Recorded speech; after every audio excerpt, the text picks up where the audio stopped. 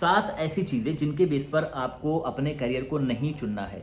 और मैं गारंटी दे रहा हूँ कि आप में से जितने लोग भी ये वीडियो देख रहे हैं, उनमें से इन्हीं 7 में से किसी न किसी बेस पर अपने करियर को, अपने कोर्स को, अपनी यूनिवर्सिटी को चुना होगा। तो नंबर 1 है जिसे आपको नहीं चुनना है, जिसके बेस पर आपको करियर डिसाइड नहीं करना है, वो है आपका फ्रेंड सर्किल। फ्रेंड सर्किल के बेस पर कभी भी आपको करियर नहीं चुनना है। ज़्यादातर लोगों ने उसी पे चुना हुआ है, डेटा बताता है। दूसरा है आपके पेरेंट्स का ड्रीम। सपने जो है आपके पेरेंट्स के, वो अच्छी बात है, पूरे करो, लेकिन उन्होंने किस किस करियर में जाना था, या उन्होंने सोसाइटी को देख के कोई सपना अपना डेवलप कर लिया, उसके बेस पर आपको करियर नहीं चुनना चाहिए। उनके सपने पूरे करो, लेकिन उनके हिसाब से जो उनका ड्रीम करियर है वो डेटा बेस नहीं है, वो गैस वर्क बेस है या सोसाइटी के बेस पे है। तीसरा है जो ट्रेंड चल रहा है। सोसाइटी में बहुत नए नए ट्रेंड आते रहते हैं। कुछ दिन पहले एमबीए चल रहा था, उससे पहले बीटेक चल रहा था, अभी एमबीबीएस के पीछे लोग पड़े हुए हैं, रशिया यूक्रेन जा जाकर कर रहे हैं। तो आपको सोसाइटी को फॉलो नहीं करना है। ये सारे लोग सक्सेस नहीं होंगे, एक लंबी भीड़ बनने वाली है, तो आपको वो फॉलो नहीं करना है। कई केसेस में लोग सैलरी के बेस पर अपने करियर डिसाइड करते हैं। हमारे किसी रिलेटिव ने अच्छी सैलरी मिल गई उसको, या मिल रही है, तो हमने वही करियर चुन लेना है।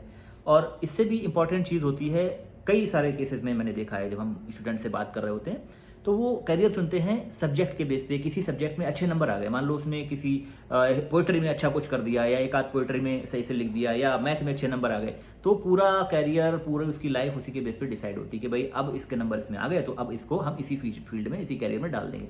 इसके बेस पर भी आपको कभी भी करियर नहीं चुनना है। तो हमने 5 चीज़ें जो इंपॉर्टेंट बताई, ये कि आपको पेरेंट्स के बेस पर, आपको फ्रेंड सर्कल के बेस पर, ट्रेंड के बेस पर, सैलरी के बेस पर, और अच्छे नंबर अगर आपके आ गए हैं उसके बेस पर करियर नहीं चुनना है।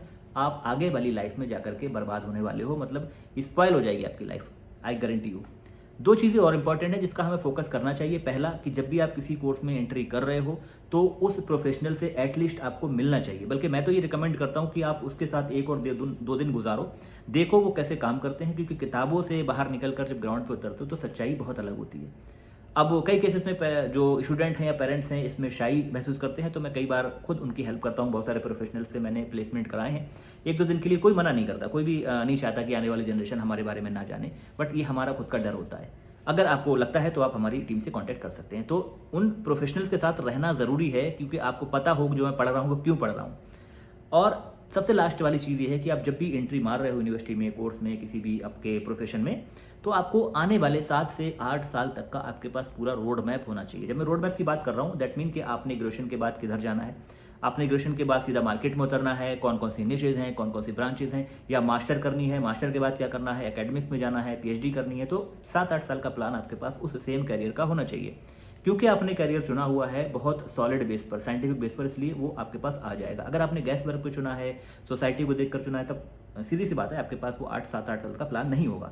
तो आप इंडिया में उसकी क्या अपॉर्चुनिटीज़ हैं, बाहर, ये सारी चीज़ें देख के रखो। बेसिक आपके पास होना चाहिए। अगर ये सारी चीज़ों के बेस पर आप अपना करियर चुन रहे हो, तो आई प्रॉमिस यू कि आपको जो भीड़ अभी लग रही है हमारे यहाँ के 60% इंजीनियर्स एम्प्लॉयबल ही नहीं है, डेटा बता रहा है। इंडिया स्किल रिपोर्ट, जो स्किल इंडिया रिपोर्ट आती है हर साल, उसमें अलग ही ट्रेंड बता रहे हैं। तो ये सारे ट्रेंड जो अनएम्प्लॉयमेंट के हैं या अंडर एम्प्लॉयमेंट के हैं, आप इनसे अगर बचना चाहते हो, आप लाखों रुपए, अपना टाइम, अपना जो मोटिवेशन है, अपने जो इमोशन है, अपॉर्चुनिटी कॉस्ट है, ये सब बर्बाद ना करना चाहो, तो फिर इन चीज़ों को फोकस करो। बाकी आपको और अगर कोई डिटेल्स चाहिए तो हमारी टीम से कांटेक्ट कर सकते हो। हम हर सैटरडे को एक फ्री वेबिनार करते हैं, जिसमें 20 कैंडिडेट्स को हम इनवाइट करते हैं, जिसके साथ इन्हीं सारी चीज़ों पर डिस्कस करते हैं, और सही करियर, सही कॉलेज, सही कोर्स क्या होता है, कैसे चुना जाता है, इन सारी चीज़ों के बारे में डिटेल में डिस्कस करते हैं। बाकी अगर आपको और कोई क्वेश्चन है तो हमें कमेंट सेक्शन में पूछ सकते हो, हमारी टीम से कॉन्टैक्ट कर सकते हो। अगर आपको अपने बारे में जानना है कि आप किस पार्टिकुलर कोर्स के लिए बने हो, आपकी पर्सनालिटी, इंटरेस्ट, करियर वैल्यूज़,